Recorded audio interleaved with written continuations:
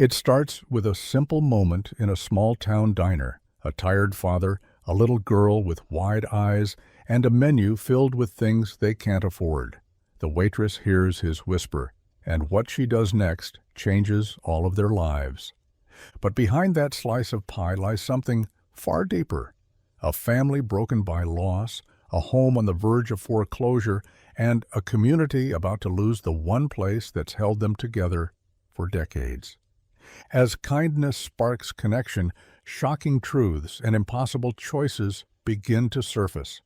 Because sometimes the smallest act of compassion can set off a chain of events no one saw coming. Will this waitress's response be enough to save a struggling father, his daughter, and an entire town on the edge of losing hope? Before we get into the story, comment below where in the world you are watching from today. The rain tapped against the diner windows like nervous fingers, each drop racing down the glass before pooling on the weathered sill. Clare Thompson pushed a strand of graying hair behind her ear and wiped down the counter for the third time that hour. The lunch rush had come and gone, leaving behind the familiar ache in her feet and the lingering smell of coffee and fried onions. 20 years she'd been working these same tables. 20 years of watching families grow up, couples fall in and out of love, and old-timers disappear one by one from their regular stools. The diner had become her second home, or maybe her first, since the house felt so empty now without Jim. She glanced at the clock above the pie case. 3:15. The afternoon stretched ahead like a long, flat road. The bell above the door chimed, bringing with it a gust of damp October air. Clare looked up from her cleaning to see a man in his 30s holding the hand of a little girl. Water droplets clung to their jackets, and the child's dark hair stuck to her forehead in wet wisps. "Sit anywhere you like," Clare called out, already reaching for 2 menus. The man nodded, guiding his daughter toward a booth near the window. His movements were careful, protective, the way he kept his hand on her shoulder as they walked. The girl couldn't have been more than 8, with wide brown eyes that took in everything: the checkered floor, the spinning pie display, the faded photographs of the town's history that lined the walls. Clare gave them a moment to settle before approaching. The father helped his daughter out of her damp jacket, then hung it on the hook beside their booth. His own coat stayed on. "Can I get you folks something to warm up? Coffee? Hot chocolate?" The little girl's face brightened. She looked at her father, a question in her eyes. "Hot chocolate for Lily," the man said. His voice was soft, tired around the edges. "Just water for me, please."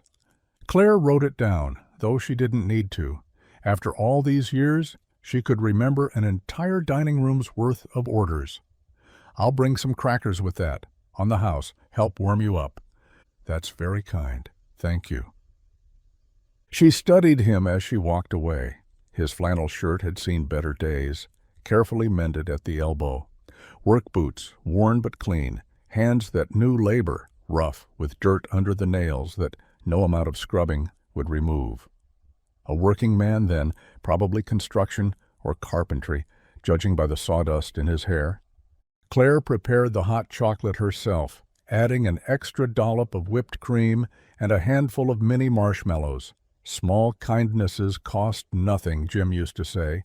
She carried the drinks back, along with a basket of crackers and the dinner menus. "Here we go." She set the mug in front of Lily, whose eyes went wide at the mountain of whipped cream. "Careful now, it's hot." "Wow," Lily whispered. "Look, Daddy, it's like snow." The father's face softened, and for a moment the exhaustion lifted from his features. "What do you say, Lil?" "Thank you, ma'am." "You're very welcome, sweetheart. Now, what can I get you two to eat?" The man opened his menu, but Clare noticed his eyes went straight to the prices on the right side. His jaw tightened slightly, a movement so small she might have missed it if she hadn't seen it 100 times before. "Lily, what sounds good?" he asked. The girl studied her menu with serious concentration, her finger tracking along each item. "Can I have the grilled cheese with the curly fries?" "That's a good choice." He closed his own menu. "She'll have the grilled cheese plate. I'll just stick with the water." Claire's pen hesitated above her pad. "Nothing for you?" "I had a late lunch." The lie sat between them, obvious but unacknowledged. Clare had heard every excuse over the years.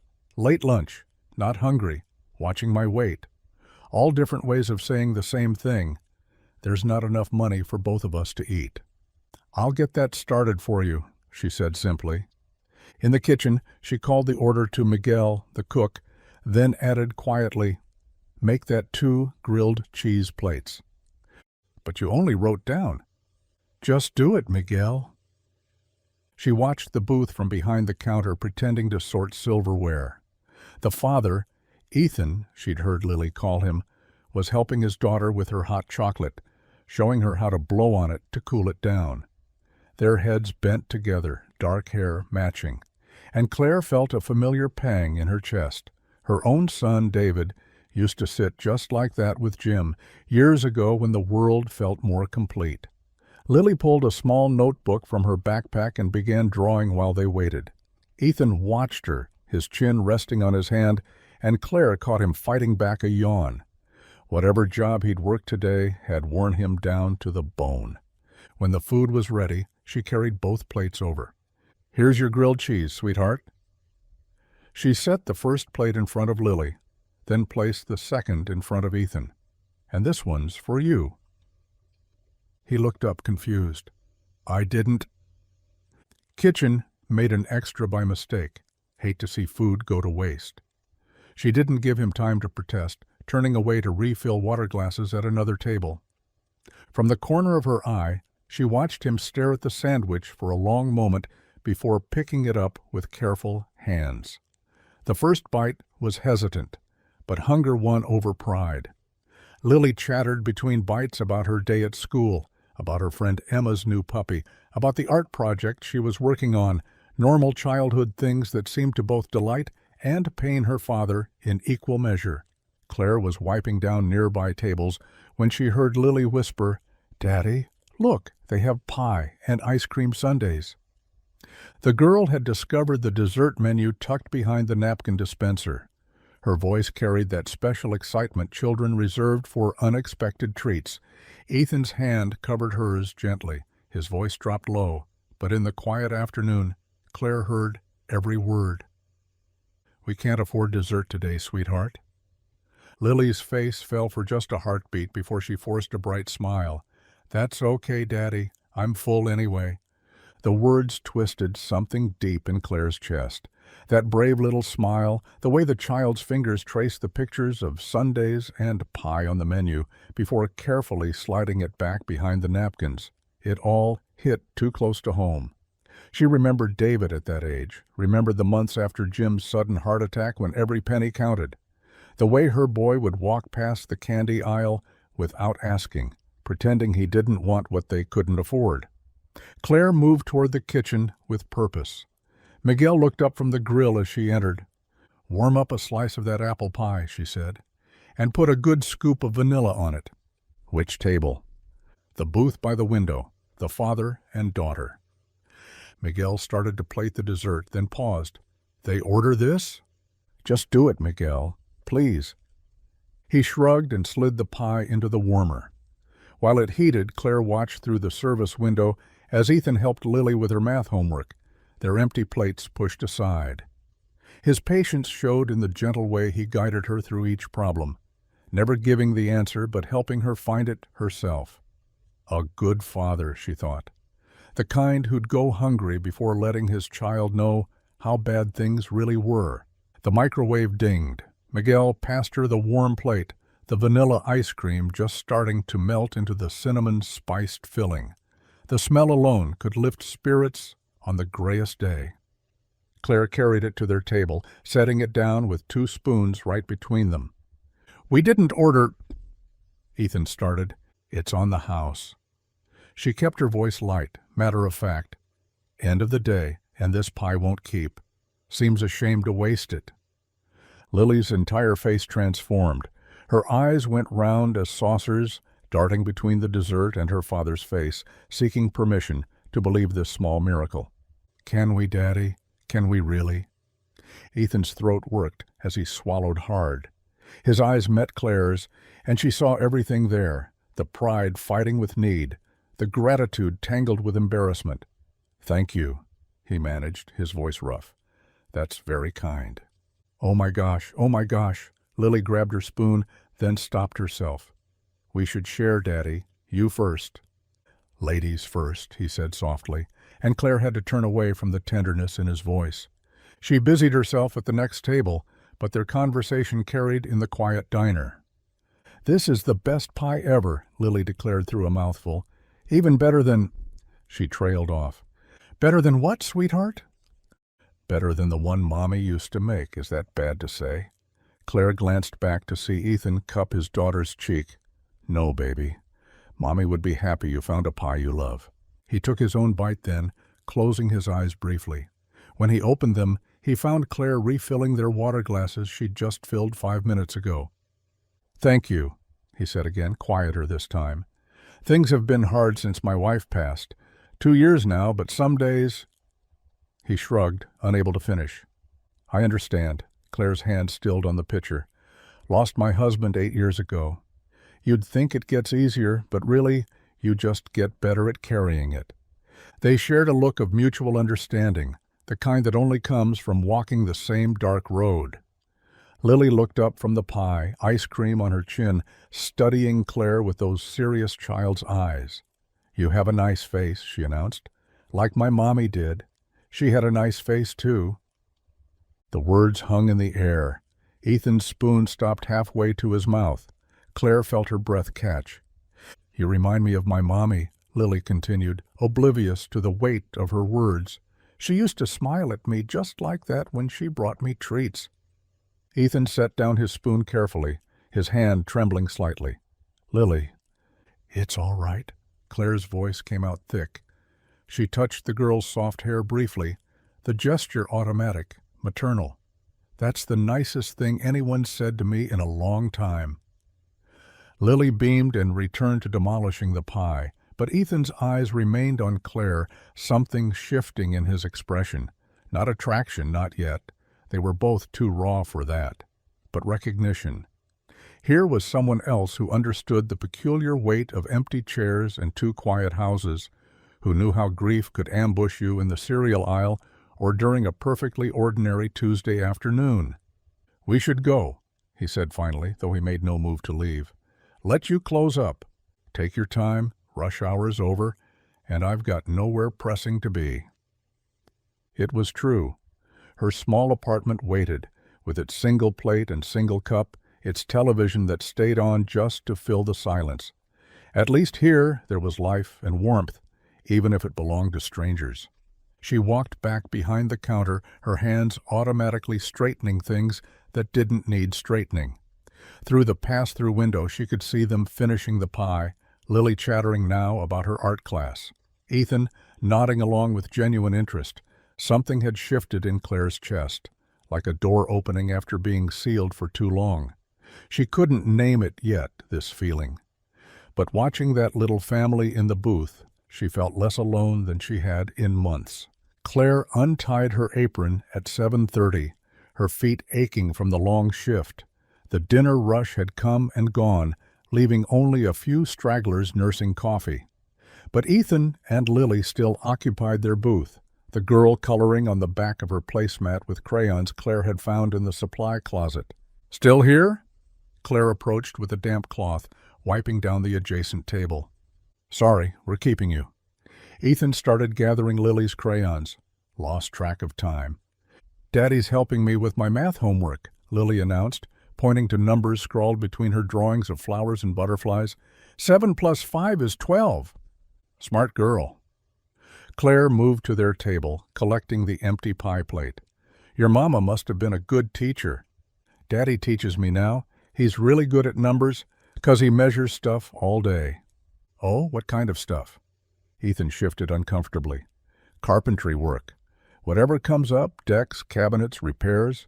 Been doing it since high school. Must be steady work around here. Plenty of old houses needing fixing." A shadow crossed his face. "It comes and goes." Lily looked up from her coloring. Daddy built our whole bookshelf, and he fixed Mrs. Patterson's stairs, and— That's enough, sweetheart.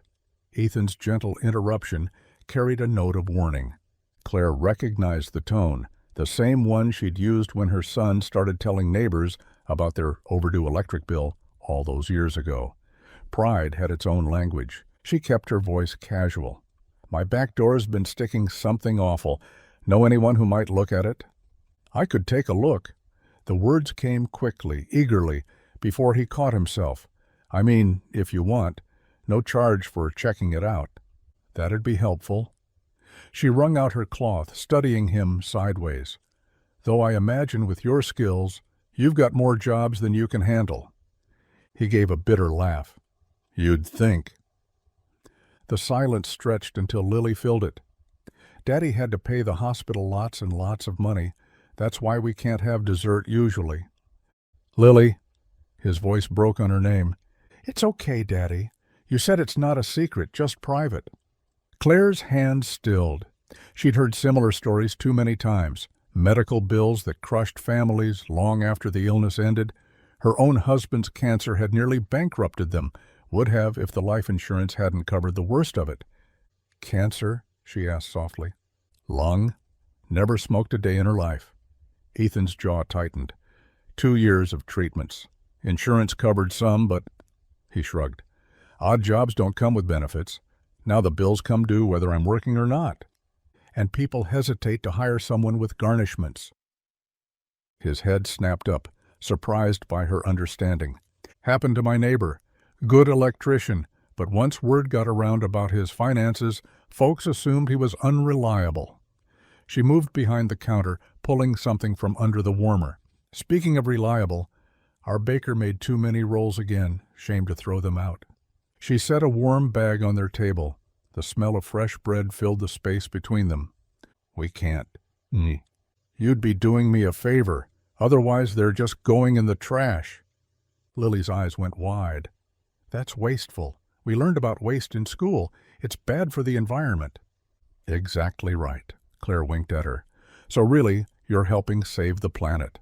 Ethan's hand closed around the bag, his knuckles white. When he looked up, his eyes shone with unshed tears. Thank you. Just rolls. She turned away, giving him a moment to compose himself. Besides, growing girls need good bread. I'm growing lots. Lily stretched her arms up. Daddy measured me last week, and I'm almost 4 feet. 4 feet of pure energy, more like. Ethan's voice had steadied. He stood helping Lily into her jacket. Come on, kiddo. Let's let Miss Clare finish closing. Can we come back tomorrow? We'll see. Claire walked them to the door, flipping the sign to closed as they stepped out into the evening. The rain had stopped, leaving the sidewalks gleaming under the streetlights. Thank you again, Ethan said, for everything. Door's always open. Well, until 8 on weekdays, 6 on Sundays. He almost smiled at that. Good to know. She watched them walk away, Lily skipping beside her father, their hands linked. They turned left at the corner, heading toward the older apartment buildings where rent stayed cheap because the landlord never fixed anything. Claire knew those buildings, had cleaned houses in them for extra money after her husband died.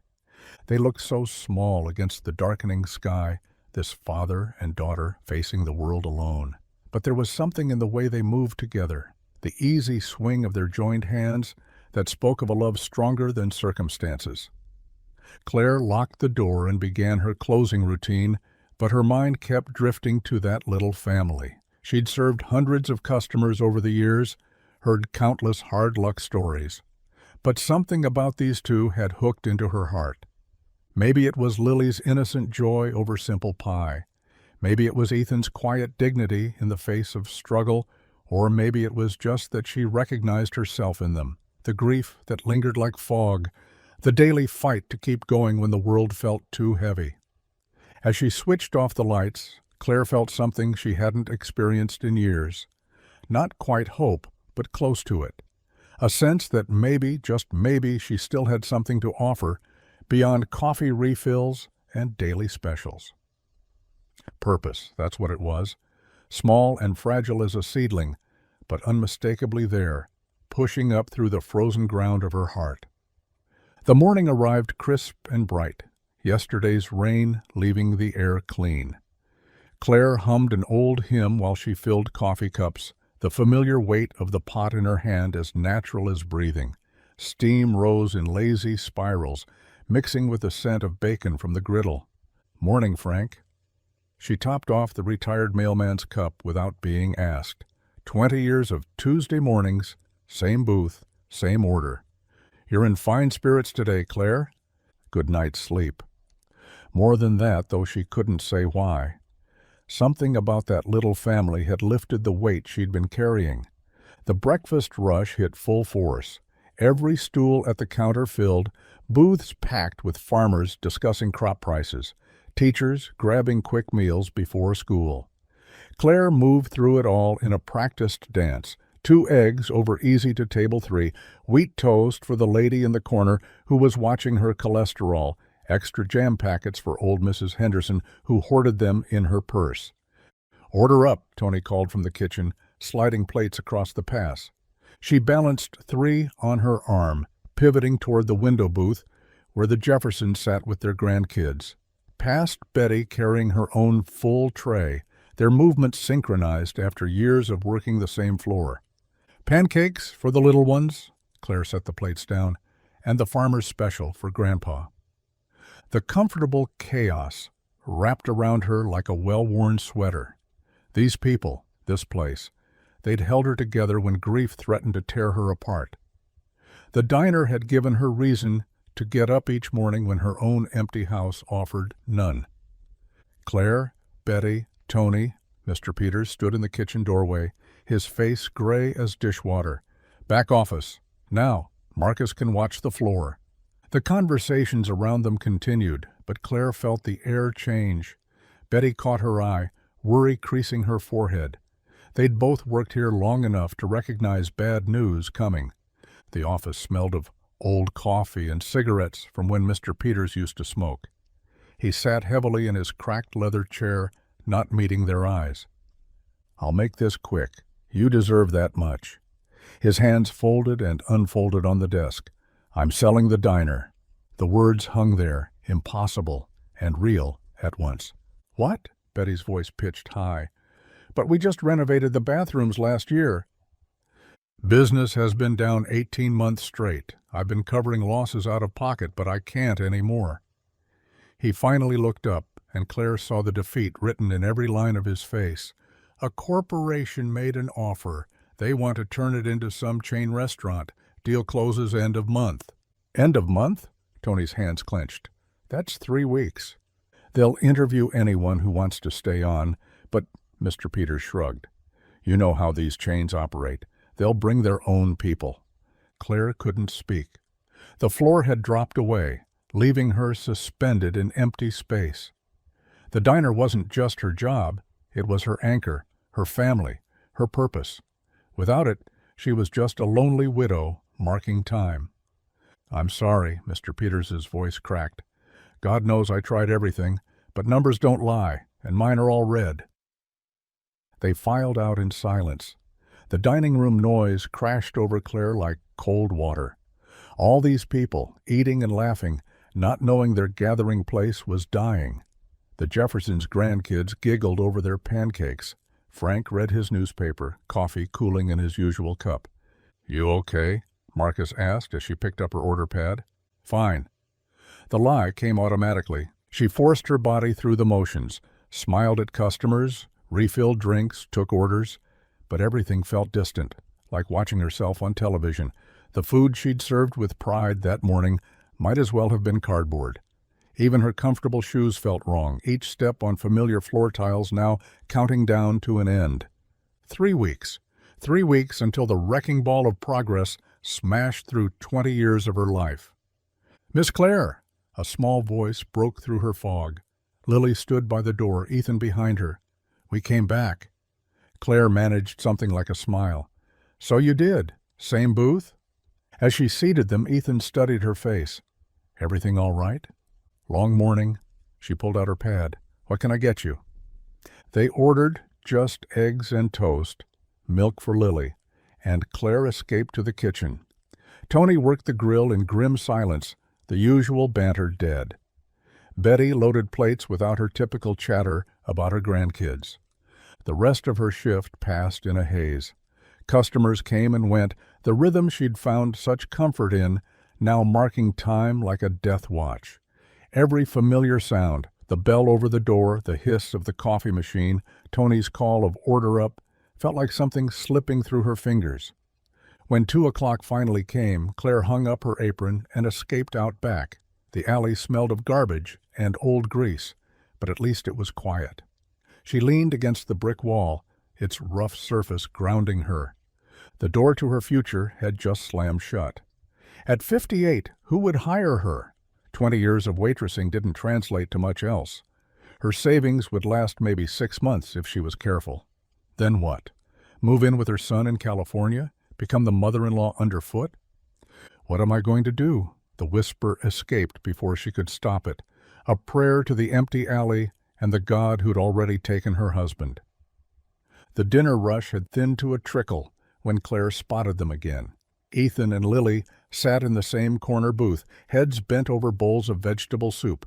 No meat, she noticed, just the cheapest thing on the menu besides toast.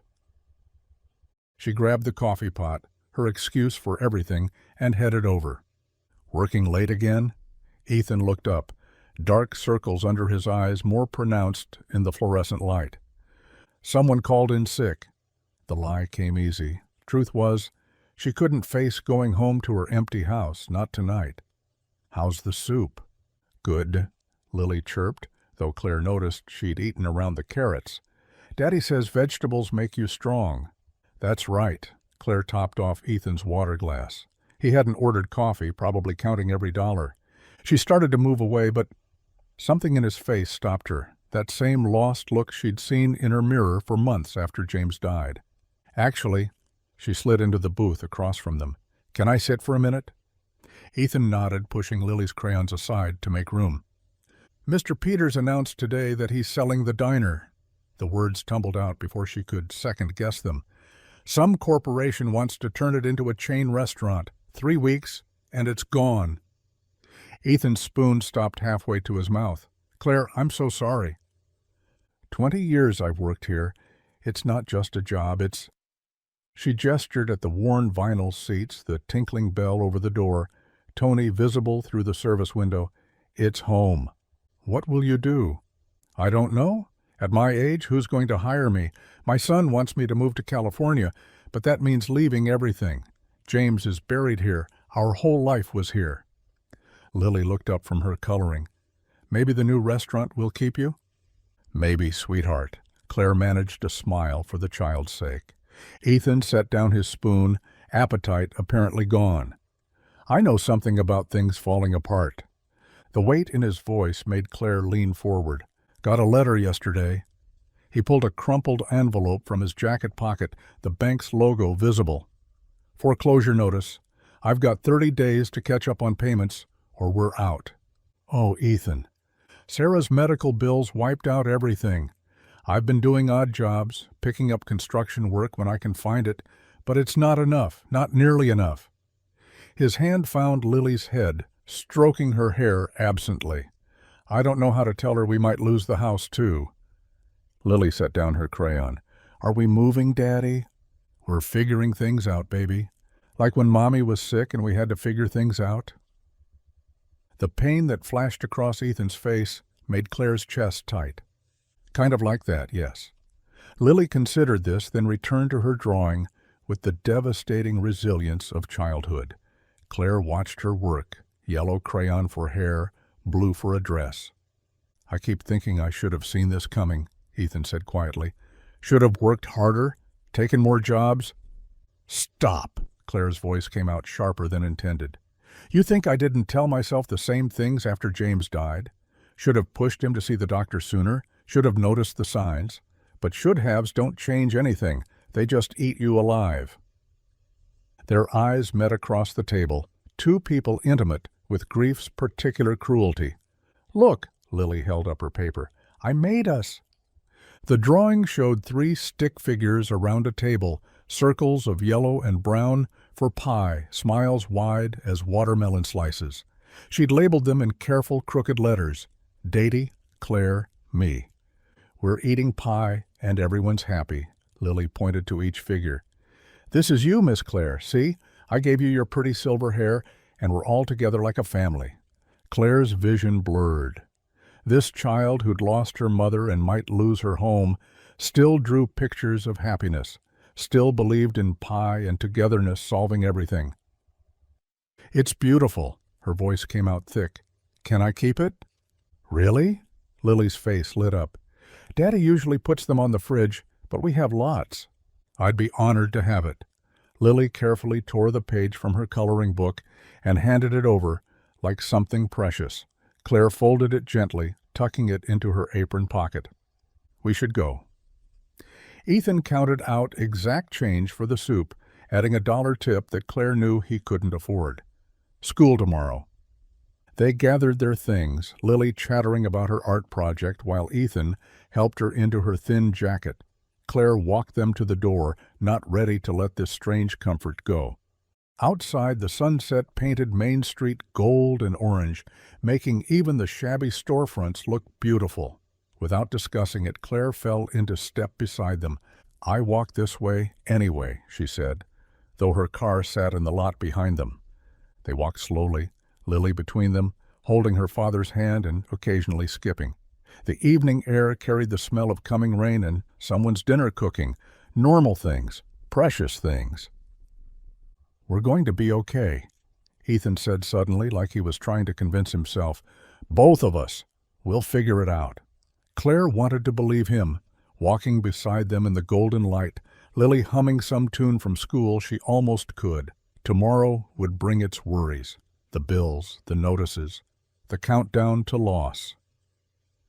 But right now they were just 3 people walking together, connected by sorrow and soup, and a child's drawing of happiness. The sun slipped lower, stretching their shadows long across the sidewalk.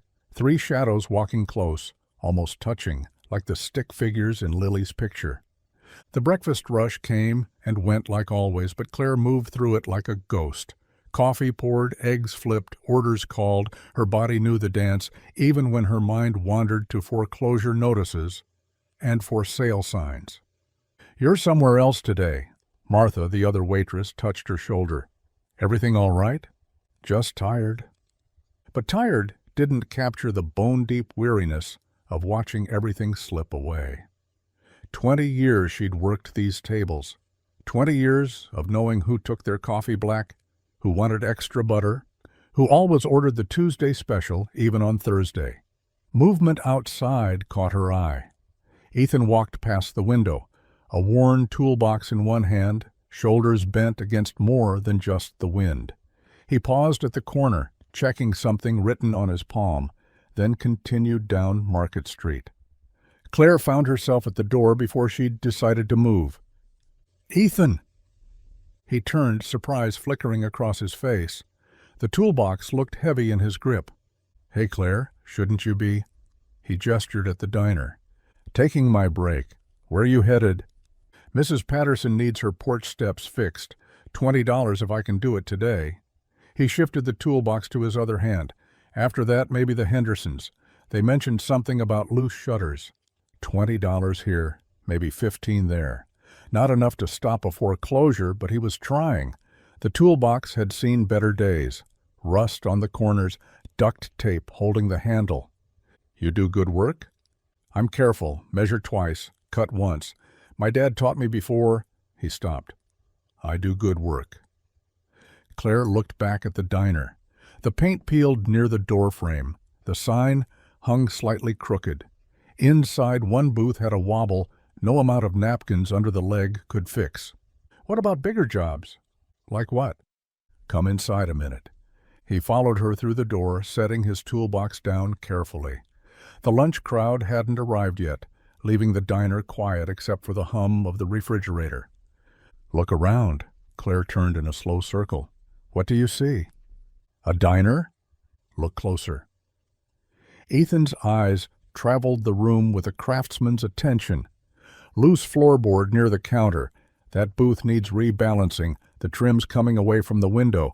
Door sticks. Probably needs planing. That ceiling tile has water damage. What else? He walked deeper into the space, running his hand along the counter. These stools could be tightened. The bathroom door doesn't close right. I noticed last night. Kitchen probably has a dozen small fixes that would help efficiency. Could you fix all that?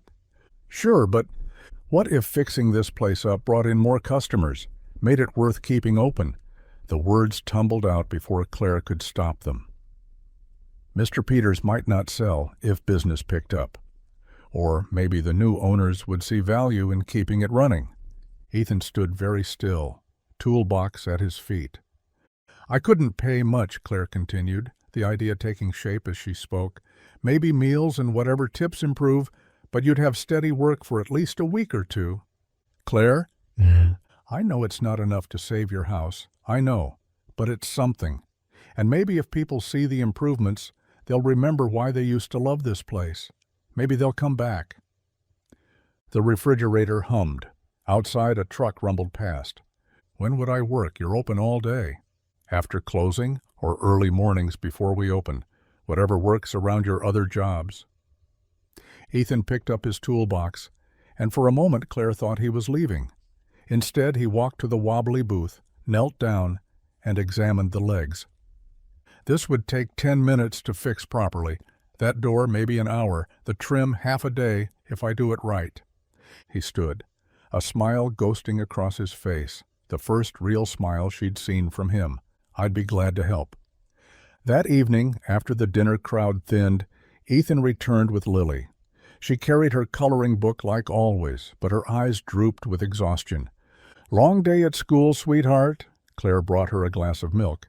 We had PE and music and library. Lily yawned enormously. That's too many special things. Within minutes, she'd curled against her father's side, coloring book forgotten, breathing deep and even. Ethan's arm circled her automatically, protective, even in this safe space. So, Clare slid into the booth across from them, bringing coffee and a notepad. Where do we start? They talked in hushed voices while Lily slept.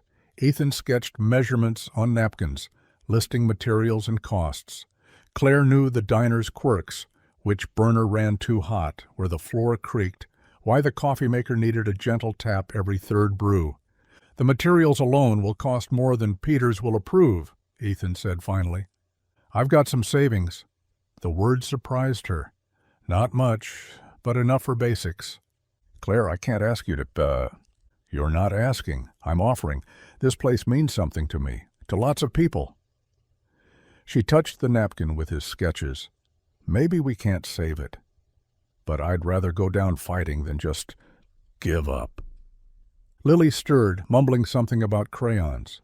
Ethan smoothed her hair, and in that gesture Clare saw every careful repair he'd make, every precise measurement, every detail attended to with the same gentle focus. Okay, he nodded.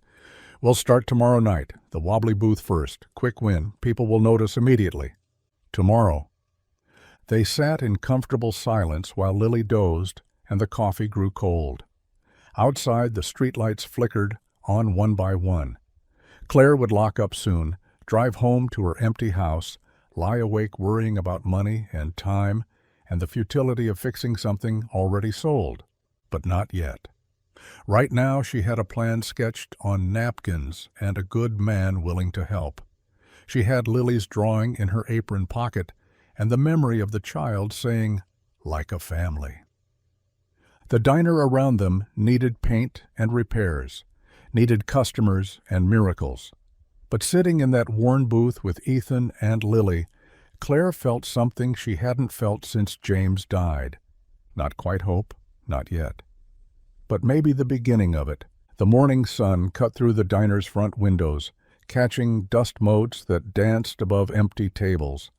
Clare had arrived early, earlier than usual, her hands trembling slightly as she started the coffee makers. The bell above the door chimed at 6:30 sharp. Ethan stood in the doorway, toolbox in hand. Lily beside him, rubbing sleep from her eyes. You came. Said I would. He set the toolbox on the counter with a solid thunk. Lily has to catch the school bus from here, if that's okay. Of course it's okay. Claire poured orange juice into a glass, sliding it toward the little girl. Good morning, sunshine? Lily climbed onto a counter stool, backpack sliding off her shoulders. Daddy says we're helping fix things. That's right. Your daddy's going to make this old place shine again. Mr. Peters emerged from the back office, coffee mug in hand, surveying Ethan with tired eyes. You're the carpenter Claire mentioned? Yes, sir. She says you'll work for meals and tips. That's the arrangement. Peters walked to the wobbly booth, tested it with one hand. The whole table shifted. 20 years I've been meaning to fix that. He sipped his coffee, considering. Fine, make your repairs. Touch up the paint if you find any, but nothing major. Place might be corporate property in 2 weeks. Understood. Peters retreated to his office. Claire and Ethan exchanged glances, a silent acknowledgment of the work ahead. By 7, the morning regulars had begun trickling in. Claire moved between tables with practiced ease, refilling coffee, taking orders, while Ethan knelt beside the problematic booth. The screech of his drill barely disturbed the customers, most of whom were too focused on their newspapers and eggs to notice. Is that the Miller boy? Old Eugene called from his corner table. It is. Claire topped off his coffee. Helping us with some repairs. About time someone did. Nearly lost my breakfast last week when that booth tried to flip. Within an hour, Ethan had the booth steady as stone. He moved on to the squeaking hinges on the kitchen door, applying oil with careful precision. Lily had claimed a back booth, spreading homework across the table, tongue poking out in concentration. Carry the one? She muttered, erasing furiously. Need help? Claire paused beside her during a lull. It's stupid long division. Long division's not stupid. It's just stubborn. Here. Claire slid into the booth, guiding Lily through the steps. The child's face brightened as understanding dawned. Oh, like that. Exactly like that. The lunch rush brought chaos. Claire balanced plates along her arms while Ethan worked around the edges, replacing loose floorboards near the entrance. Customers stepped over him good-naturedly, some stopping to chat. You Tom Miller's boy? Yes, ma'am. Thought so. You got his hands. He built my porch. Must be 15 years ago now. Still solid as the day he finished. Ethan's shoulders straightened at the mention of his father. Claire caught his eye across the diner, saw something like pride flicker there. By mid-afternoon, he'd moved to the counter's edge where years of use had worn away the wood, leaving a splintered groove. Claire watched between orders as he pulled out a small piece of matching wood, carving it with a pocket knife to fit perfectly. Where'd you learn to do that? My dad. Said machines were fine, but sometimes you needed to feel the wood, let it tell you what it wanted to be. His hands moved with surprising delicacy, shaving away paper-thin curls. The repair piece slid into place like it had always belonged there. Daddy, look! Lily ran over, worksheet in hand. I got them all right. That's my smart girl. He examined her work while Claire cleared nearby tables. Mrs. Thompson help you? She's really good at math. Mrs. Thompson's good at lots of things. Claire felt heat rise in her cheeks, busied herself with wiping down already clean surfaces. The afternoon wore on. Ethan fixed the wobble in 3 more stools, tightened the paper towel dispenser, adjusted the coffee maker that always leaked. Small fixes, nothing dramatic, but the diner began to feel more solid, less tired. Evening painted the windows orange and gold. The dinner crowd had thinned to nothing, leaving just the 3 of them. Claire brought plates to the back booth, meatloaf for Ethan, grilled cheese for Lily, a bowl of soup for herself. This is nice, Lily said through a mouthful of sandwich. Don't talk with your mouth full. Sorry, she swallowed, then continued. But it is nice, like when Mommy was here and we all ate together. Ethan's fork paused halfway to his mouth. It is nice, Claire said gently. I'd forgotten how quiet meals can get when you're alone. They ate in comfortable silence, forks scraping plates, ice clinking in glasses. Outside, Main Street settled into evening routines, shop owners locking up, teenagers heading to the movie theater, couples walking dogs. I haven't felt this hopeful in years. Ethan's voice came soft, almost surprised. Working with my hands again, having purpose beyond just surviving the day. The diner already feels different, steadier. It's just small repairs. Sometimes small repairs matter most. Claire watched Lily doodle on her napkin, drawing what looked like 3 people holding hands. They add up to something bigger. Ethan followed her gaze to his daughter, and his face softened. She's been happier these last few days, having you to talk to, having routine beyond our little apartment. She's a special girl. Takes after her mother. Takes after you, too. That focus when she's working, that determination, pure Miller stubbornness. He laughed, the sound rusty but genuine. Claire felt something in her chest loosen, a knot she hadn't known was there. Claire untied her apron with trembling fingers. The dinner rush had ended early, leaving the diner nearly empty by 7 o'clock. She'd been rehearsing the words all day, but they still felt strange in her mouth. "Would you and Lily like to come for supper at my house?" Ethan looked up from the loose tile he'd been examining near the entrance. Surprise flickered across his face. "Oh, we couldn't impose—" "Please come." Lily bounced on her heels beside him. "Can we, Daddy? Please?" "Lily, Mrs. Thompson's probably tired after working all day." "Actually, I already have a chicken roasting." Claire twisted her hands together. "Too much for one person. My son always said, I never learned to cook small." Ethan glanced between his daughter's eager face and Claire's hopeful one. His shoulders relaxed. "All right, if you're sure." "I'm sure." Claire's house sat 3 blocks from the diner, a small yellow bungalow with a sagging porch and overgrown rose bushes. She apologized for the mess that didn't exist as she led them through the front door. "It's perfect," Lily breathed, taking in the crocheted doilies, the grandfather clock in the corner, the smell of roasting chicken and rosemary. The kitchen welcomed them with warm lamplight and faded floral curtains. Claire had set the table with her good dishes, the ones with tiny blue flowers around the rim. 3 places. The sight made her pause. When had 3 place settings last graced this table? "Can I help?" Ethan stood awkwardly in the doorway. "Sit, both of you. Everything's nearly ready." She pulled the chicken from the oven, golden and crackling. The mashed potatoes waited in her mother's serving bowl. Green beans with almonds, buttermilk biscuits, all the food she used to make for Sunday dinners when her family was whole. "This smells like heaven," Ethan said as she carved. "Mommy used to make chicken too." Lily's voice held memory, but not sadness. "But she always burned the bottom." "She did not always burn it." Ethan's protest came with a small smile. "Just frequently." They filled their plates. Claire watched them eat with the satisfaction of feeding hungry people food made with care. Lily attacked her mashed potatoes with enthusiasm, while Ethan savored each bite of chicken. "This is incredible. When do you find time to cook like this?" "I don't usually. Cooking for one feels pointless. I eat cereal most nights." "Cereal's not dinner." Lily looked scandalized. "You're right. Bad habit." The conversation flowed easier than Claire expected. Lily chattered about school, about her teacher, Mrs. Henderson, who had a pet turtle. Ethan mentioned a possible job lead at the hardware store. Normal talk, family talk. After dinner, while Ethan insisted on washing dishes, Claire showed Lily the photographs on her mantel. "That's my husband, Robert. We were married 32 years. He looks nice, kind eyes." He was. Very kind. Claire picked up another frame.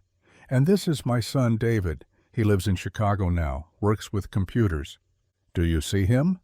"Christmas, sometimes. He's busy." The truth hung heavier. David called twice a year, visited less. Their relationship had fractured after Robert's death, grief driving them apart instead of together. My mommy liked taking pictures. Lily traced the frame's edge. Daddy keeps them in a box. Sometimes we look at them. Your mother loved baking, Ethan said from the kitchen doorway, dish towel in hand. Tried every recipe in her grandmother's cookbook. The kitchen always smelled like cinnamon or vanilla. She'd sing, while she worked, old songs from the radio. She sounds wonderful. She was, even when the cookies came out like hockey pucks. They moved to the living room. Lily curled against Clare on the sofa, while Ethan took the armchair. The grandfather clock ticked steadily. Outside, crickets began their evening chorus. "Tell us about Mr. Robert," Lily asked. So Clare did, about how they'd met at a church social, him too shy to ask her to dance until the last song, how he'd built this house's front porch with his own hands, his terrible jokes that made her laugh anyway, the way he'd hum while shaving, off-key but earnest. "He sounds like Daddy. Daddy hums too, really badly."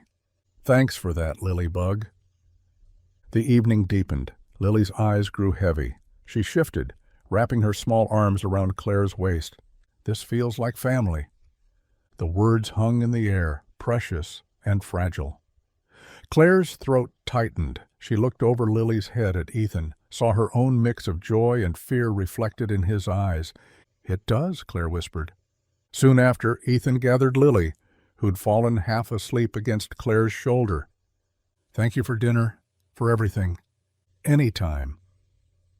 She walked them to the door, watched them head down her front path. Lily turned back, waved sleepily.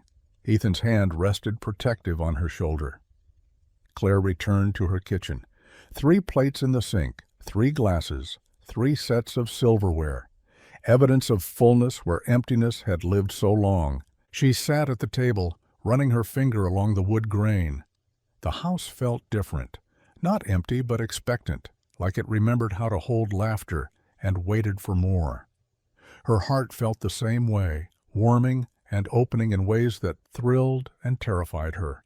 At her age, starting over seemed impossible, but sitting in her kitchen with the smell of roasted chicken still lingering, the echo of Lily's laughter in the air, impossible, felt less like a wall and more like a door. The morning rush at the diner felt different. Conversations dropped to whispers when Mr. Peters passed. Forks scraped plates with less enthusiasm. Even the coffee seemed a taste of endings. Clare refilled cups for the morning regulars. Doc Harrison with his crossword, Betty and Earl from the farm supply store, old Samuel who'd eaten breakfast here every Tuesday for 20 years. They lingered longer than usual, nursing cold coffee, wearing worried expressions. "Heard about the sale," Doc Harrison said, not looking up from his puzzle. "Damn shame." "Where am I supposed to get decent eggs now?" Samuel grumbled into his mug. "That chain place they're putting in won't know a poached egg from a hockey puck." Betty reached across the counter, squeezed Clare's hand. "What'll you do, honey?" "I'll manage." The automatic response felt hollow. Clare moved between tables, catching fragments of conversation. Everyone talked about the diner closing, sharing memories, the booth where Tom proposed to Margaret 30 years back, the counter stool where Judge Franklin held court every morning before retirement, the table where the whole town gathered after the tornado in '98, feeding anyone who needed a meal. This place held the town's history in its worn vinyl seats and coffee-stained tables. The idea came sudden as summer lightning. "What if we showed them?" Clare said it loud enough that conversation stopped. "Showed who what?" Earl asked. "The buyers, the town, everyone." Her hands trembled with possibility. "What if we hosted something special? A community dinner night, bring everyone together, show them this place still matters." Silence stretched. Then Betty stood up. "Like a potluck? I could bring my cornbread." "I've got a whole freezer of beef," Earl added. "Could do burgers." "My wife makes the best coleslaw in 3 counties." Doc Harrison closed his crossword, though don't tell her I admitted that.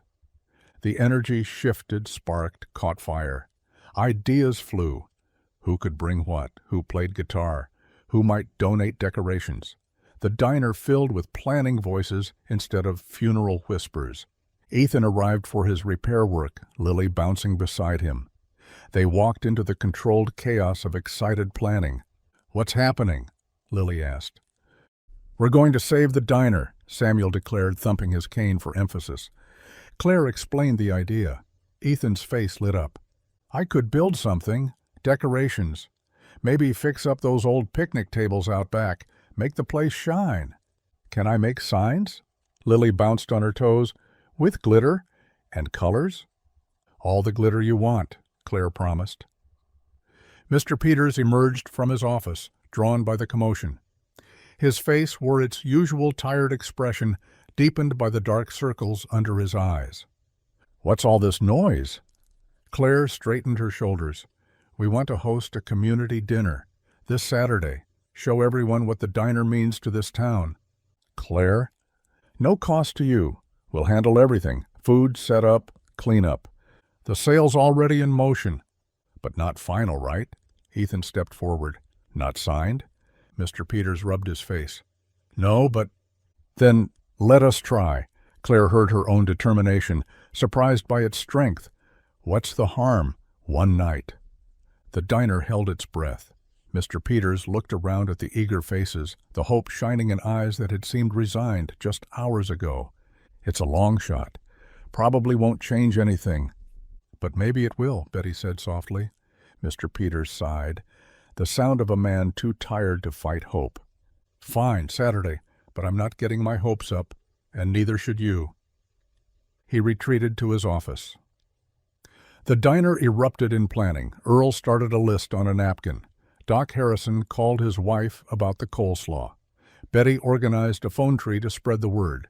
Ethan pulled out his tape measure, already calculating. "Those picnic tables need new boards. And I could build a small stage, maybe, for music." "Daddy's really good at building," Lily informed everyone. "He made my whole dollhouse." "With working lights," Ethan added, pride creeping into his voice. The lunch rush came and went, but the planning continued. Claire moved through her duties, but her mind raced with possibilities. When the afternoon lull hit, she found Ethan by the counter, measuring the worn wood, calculating materials on the back of an order pad. "Think we can really do this?" she asked quietly. He looked up from his calculations. "My wife used to say that hope was just faith wearing work clothes." Smart woman. She was. He turned back to his measurements. "We need 12 2x4s, handful of screws, maybe some sandpaper. I've got most of it in my garage." Claire watched him work, precise and careful, finding solutions in wood and nails. His hands moved with certainty, creating something from nothing. The afternoon sun slanted through the windows, casting golden light across his shoulders, the measuring tape, the promise of possibility. Lily sat at a nearby booth, already designing signs with crayons borrowed from the hostess station, her tongue poked out in concentration. "How do you spell community?" she called out. Claire spelled it slowly while Lily carefully formed each letter in purple crayon. The diner felt different already, still worn, still struggling, but alive with purpose. Claire watched Ethan work, watched Lily create, watched her regulars plan and dream. Maybe it was a long shot, maybe Saturday would change nothing, but standing in her diner with hope spreading like warmth through her chest, Claire thought maybe was better than never. The glimmer in her eyes reflected off the old counter, mixing with sawdust and dreams. The diner transformed slowly, like watching flowers bloom through time-lapse photography. Monday evening found Claire stirring a massive pot of chili while Ethan sanded chair legs smooth. Lily sat cross-legged on the floor, surrounding herself with poster boards and markers. "Need more red," she announced, holding up a poster that proclaimed "Save Our Diner" in rainbow letters. "Check my purse," Claire called from the kitchen. "Side pocket?" The smell of cumin and tomatoes filled the air. Claire tasted the chili, added more salt, calculated portions in her head. $20 of ingredients could feed 40 people if she added enough beans, enough love. Ethan moved methodically through the dining room, chair by chair. Sand, wipe, paint. His brush strokes were precise, patient. The old mismatched chairs began to look intentional rather than forgotten, painted in soft blues and greens that caught the light. "Daddy, look!" Lily held up her newest creation. Glitter cascaded onto the floor. "Beautiful, baby, but maybe less glitter on the next one? Glitter makes everything better." Can't argue with that logic. Tuesday brought Betty with 3 bags of fabric scraps.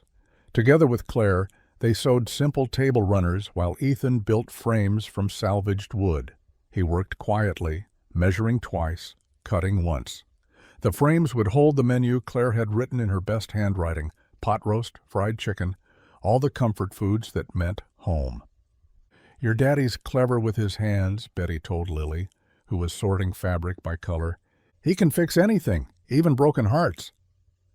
The adults exchanged glances over Lily's head. Betty's eyes misted. Clare's throat tightened. "Out of the mouths of babes," Betty murmured. Wednesday evening stretched long. Clare experimented with cornbread recipes, trying to find the perfect balance of sweet and savory that used the least expensive ingredients. Ethan hauled in wooden pallets from behind the hardware store, breaking them down for usable lumber. "This one's got good bones," he said, prying apart boards. "Just needs some attention." Like all of us, Clare thought, but didn't say. Lily made her 10th poster, this one covered in drawings of pies and hearts. Her hands were permanently stained with marker, her clothes dusted with glitter that would never fully wash out. "Can I put this one at school tomorrow?" "Ask your teacher first," Ethan said, not looking up from his work. The diner grew warmer as they worked, not just from the oven, but from presence, purpose, possibility. Clare found herself humming hymns she hadn't thought of in years. Thursday was for hanging posters. Lily skipped down Main Street, Ethan and Clare trailing behind with tape and thumbtacks. The grocery store bulletin board, the library entrance, the post office window, each location got a colorful announcement. "Community dinner night. Save our diner." Lily read aloud at each stop, proud of her lettering. Mrs. Chen at the grocery store promised to bring egg rolls. Tom from the post office said his band could play a few songs. The librarian offered to bring folding tables. "See," Lily said, swinging Ethan's hand, "everyone wants to help." That evening they worked until the moon rose high. Clare prepped vegetables for Saturday's cooking marathon. Ethan assembled his makeshift stage from pallets and plywood, every nail driven true. Lily fell asleep in a booth, marker still in hand, surrounded by paper scraps and dreams. "She's exhausted," Clare said softly, covering the child with her cardigan. Ethan looked at his daughter, tenderness softening his features. "She's happy. Been a while since I've seen her this excited about anything." "You're a good father." "Trying to be." He returned to his hammering, quieter now. Her mother would have loved this. The community coming together. She always said connection was what mattered most. Clare added carrots to her prep container, the rhythmic chopping meditative.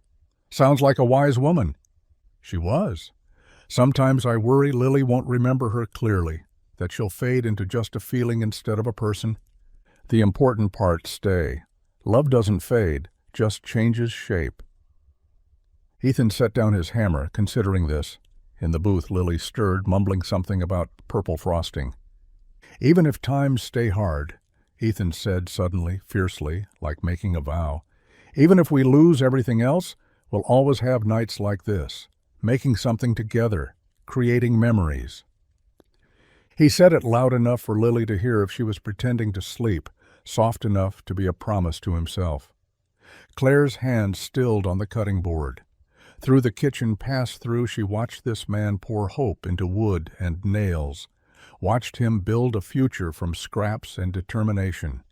Her lips moved in silent prayer, gratitude for this moment, for these people, for faith returning like dawn after the longest night. "Thank you," she whispered to the ceiling, to heaven, to whoever was listening. Friday evening came too fast. The diner looked different, still weathered, but somehow dignified, dressed for company. Ethan's frames displayed the menus proudly. The painted chairs added splashes of color. Lily's posters covered every available wall space. "It's perfect," Lily declared, spinning in circles to take it all in. "It's ready," Ethan corrected, but he was smiling. They gathered their things slowly, reluctant to leave. Tomorrow would bring the test. Would the town come? Would it matter? But tonight, standing in their transformed diner, anything seemed possible. They stepped out into the cool evening. The street lamp cast golden pools on the sidewalk. Ethan locked the door carefully, checking twice. They stood for a moment, looking back at their work. "Tomorrow," Clare said. "Tomorrow," Ethan agreed. Lily took both their hands, connecting them like a bridge. They walked home through quiet streets, exhausted but filled with anticipation. Three people who had started as strangers, now moving in easy synchronization, stepped in the same rhythm of hope. Saturday arrived wrapped in autumn crispness. Clare reached the diner before sunrise, her arms loaded with grocery bags, heart hammering like she was 16 again. The coffee started brewing at 5:30. Pots began simmering by 6. Ethan arrived with Lily at 7, both wearing their best clothes, his one good button-down, her yellow dress with daisies. They moved through preparations like dancers who'd rehearsed for years instead of days. "Napkins?" Clare called from the kitchen. "Folded and ready," Ethan answered from the dining room. "Can I put flowers on the tables?" Lily asked, clutching wildflowers she'd picked from the vacant lot. "Perfect touch, sweetheart." By 5 o'clock, anticipation crackled through the air. Clare smoothed her apron for the 100th time. Ethan adjusted chairs that didn't need adjusting. Lily pressed her nose against the window, watching for the first arrivals. "What if nobody—" Clare started. The door chimed. Mrs. Chen entered carrying a tray of egg rolls, her whole family trailing behind. Then Tom with his guitar. The librarian with folding tables that weren't needed. People kept coming. Within 30 minutes, every booth overflowed. Neighbors who hadn't spoken in months shared tables. The Methodist minister sat with the Catholic priest, both sampling Clare's pot roast. Children ran between legs while parents caught up on years of missed conversations. Clare's homemade meals disappeared as fast as she could plate them. Pot roast with carrots that fell apart at a fork's touch. Creamy mashed potatoes swirled with real butter. Green beans cooked with bacon until they sang of summer.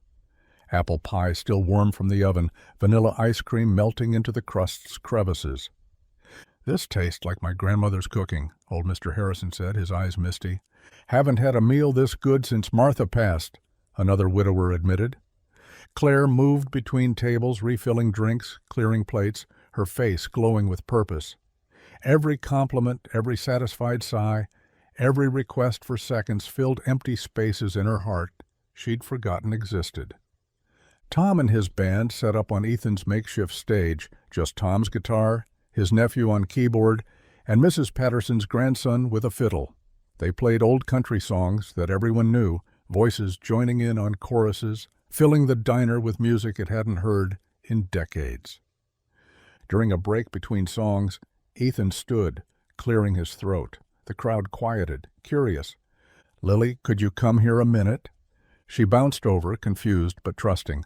From his pocket, Ethan pulled a small velvet box. "I've been saving for this," he said, his voice carrying across the silent diner. "Took me a while, but—" He opened the box, revealing a simple silver locket. "Your mama's picture is inside." Lily's hands trembled as she took it. She opened the delicate clasp, gasping at the tiny photo, her mother, young and laughing, frozen in perfect happiness. "Daddy?" Tears rolled down her cheeks, but she was smiling. He fastened it around her neck with careful fingers. "So she's always with you." Lily threw her arms around him, sobbing into his shirt. The diner erupted in applause, more than a few people wiping their eyes. When the clapping died down, Ethan remained standing, Lily attached to his side. "While I have everyone's attention," he said, voice stronger now, "I want to say something. 2 weeks ago, my daughter and I came here for a meal we could barely afford. We were strangers, just passing through another hard day. But Clare—" He found her in the crowd, held her gaze. Clare showed us kindness when we needed it most. Not pity. Kindness. There's a difference. Clare's hand pressed against her chest, feeling her heart race beneath her palm. This dinner tonight isn't just about saving a building, Ethan continued. It's about what happens inside it. The conversations over coffee that keep loneliness at bay. The familiar faces that make a town feel like home. The small acts of grace that remind us we're not alone. He raised his water glass. To the diner. To Clare. To all of you who showed up tonight. You're not just supporting a restaurant, you're holding each other up. That's what community means. Hear, hear, voices called out. Glasses raised throughout the room, coffee mugs, water glasses, even a few juice boxes held high by children. The music resumed, livelier now. People danced in the narrow spaces between tables. Lily showed off her locket to anyone who'd look, her tears replaced by radiant pride. Orders kept coming, and Clare kept cooking, her movements light despite the long hours. Near closing time, she paused in the kitchen doorway, surveying the scene. The diner breathed with life, laughter bouncing off walls that had seemed too quiet for too long, music weaving through conversations, children's giggles, punctuating adult stories. The cash register's drawer bulged with donations dropped in throughout the night, far more than the cost of meals. This place she'd mourned as dying blazed with vitality, not just surviving but thriving, fed by connection and care. Across the room, through the maze of happy faces, she found Ethan. He was teaching Lily to dance, her feet on his shoes, both of them laughing. He looked up, caught Clare watching. Their eyes met and held. In that gaze lived understanding, of loss transformed to hope, of strangers become family, of empty spaces filled with unexpected grace. Something had shifted between them, subtle as seasons changing but just as certain. Neither looked away. Clare pushed through the diner's door at dawn, her body tired but spirit soaring. Last night's success hummed through her veins like strong coffee. The donation jar had overflowed, enough to prove the diner mattered, enough to show Mr. Peters they could turn things around.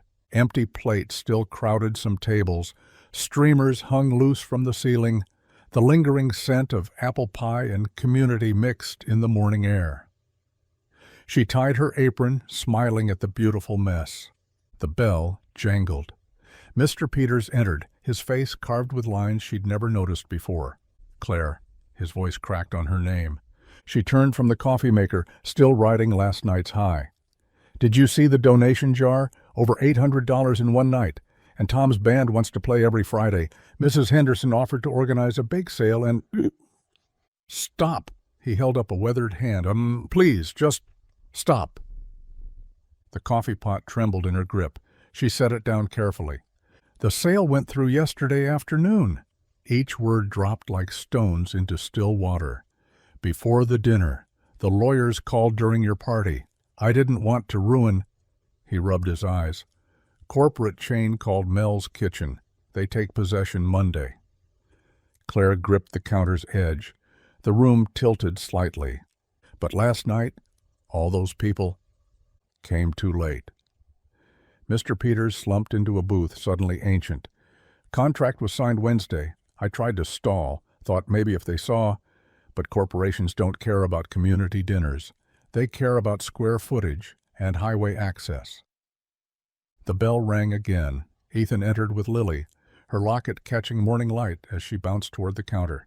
Clare, look, I'm still wearing it. She displayed the locket proudly. Daddy says I can wear it to school on Monday. Clare managed a weak smile, her throat tight. Ethan's eyes found hers, reading disaster in her expression. His phone rang. He glanced at the screen, frowned, answered. Hello? Clare watched his face change, color draining, jaw tightening. His free hand found the booth's back for support. I see. His voice went flat. 30 days. Yes, I understand. He hung up, stood frozen.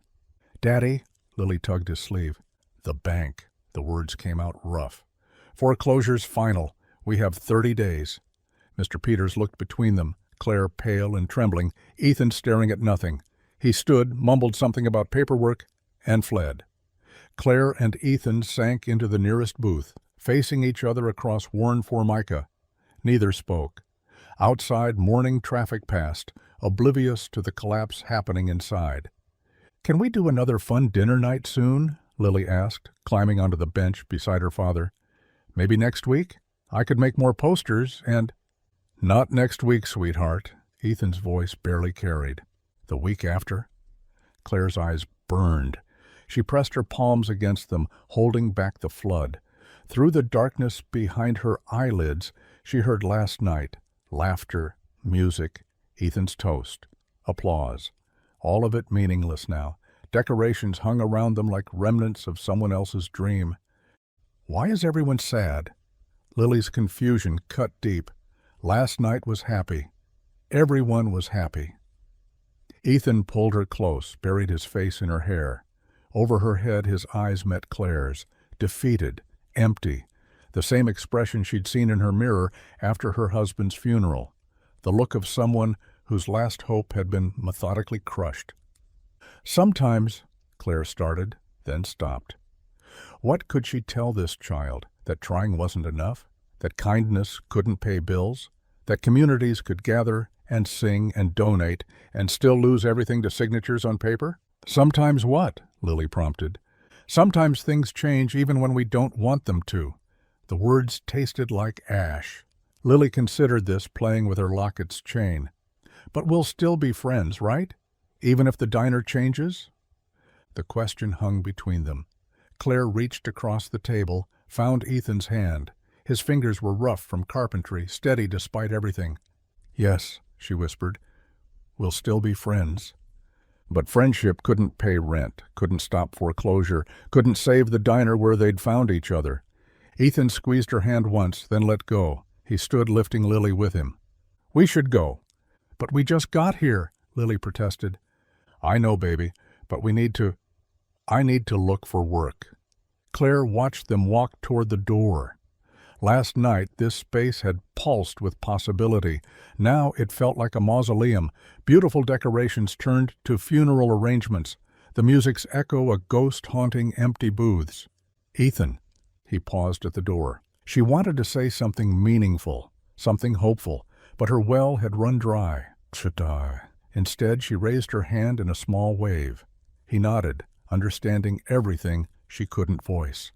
The bell rang their departure. Claire sat alone in the silence, surrounded by streamers and abandoned hope. 5 more days in this place.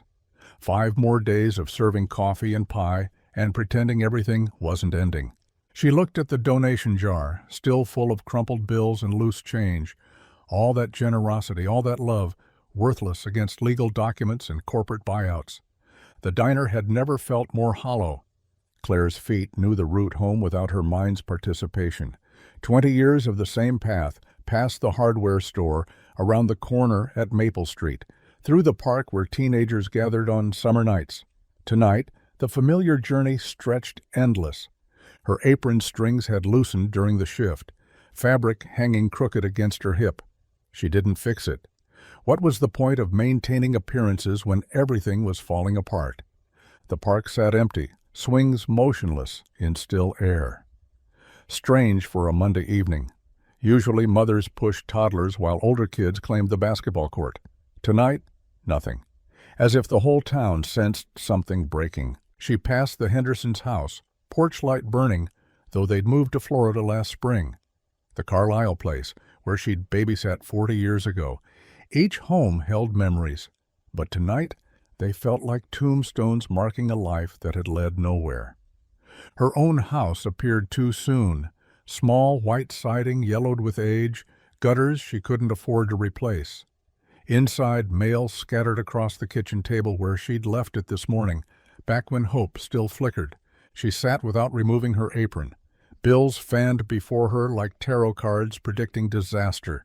Electric company, 2 months behind. Property tax, final notice. Credit card, minimum payment past due. The donation jar money might cover 1 bill, maybe 2 if she stretched it, ate only toast for the next week. But what happened after that? No diner meant no income. No income meant no house. At 58, she'd be starting over with nothing. Her fingers traced the electric bill's red lettering. Urgent. Everything was urgent when you were poor. Every envelope screamed crisis, demanded immediate attention, threatened consequences. She'd been so careful after Harold died, taken extra shifts, skipped her own meals to save money, patched and repatched clothes instead of buying new ones. Still wasn't enough. Never enough. The kitchen's fluorescent bulb flickered, another thing she couldn't afford to fix. In the unstable light, Harold's coffee mug sat where she'd left it 5 years ago, as if he might walk in and claim it. She'd tried so hard to honor his memory, keep their life intact, even with him gone. Now she was failing at that, too. Across town, Ethan carried Lily to her narrow bed, careful not to bump her head on the doorframe. The apartment's single bedroom belonged to her. He slept on the couch, had since they'd moved in 6 months ago. "Story," she mumbled, already drifting. "Not tonight, baby." "Is it because of the sad news?" His throat constricted. "What sad news?" "The diner, and moving. I heard you on the phone." 8 years old and already learning to eavesdrop on adult disasters. He smoothed her hair, searching for words that weren't lies. "Everything will be okay." His voice cracked on okay, the words splitting like dried wood. "Promise?" "I promise." The lie burned his tongue. He kissed her forehead, inhaling her little girl smell of crayons and strawberry shampoo. How many more nights before even this was gone? She shifted, locket chain tangling in her hair. He freed it gently, remembering Sarah's face when he'd given her the original. Their first anniversary, both of them young and certain that love conquered everything. "Daddy?" "Yeah?" "Claire makes you smile." He froze, hand on her blanket. "She makes you smile like Mommy did." "Go to sleep, Lily. I like when you smile." She rolled over, pulling her stuffed rabbit close. Within minutes, her breathing deepened into sleep's rhythm. Ethan retreated to the living room, didn't turn on lights. The couch sagged beneath him, springs long past their prime. Through thin walls he heard the neighbor's television, canned laughter from some sitcom, where problems resolved in 30 minutes. Head in his hands, elbows on knees, the posture of defeat of men who'd tried and failed. His father had sat like this the night the factory closed. His grandfather during the farm crisis. Generation after generation of millers, working themselves to bone and still losing everything. He'd sworn it would be different for Lily. College degree, good job, stable life. Instead, she was 8 years old watching her father crumble, learning that sometimes trying your hardest meant nothing. The construction jobs had dried up when the economy turned. The factory went automated. Even minimum wage work required experience he didn't have in retail, food service, customer relations. Carpentry, his one real skill, was luxury work now for people with money to burn on custom cabinets and restored floors. He'd rebuilt half the diner for free, hoping it might lead somewhere, hoping Claire's faith in community would prove right. Instead, they'd just decorated a corpse, thrown a party in a funeral home. Sarah would have known what to do. She'd always been the one with plans, backup plans, contingency plans. He was just hands and muscle, following her lead.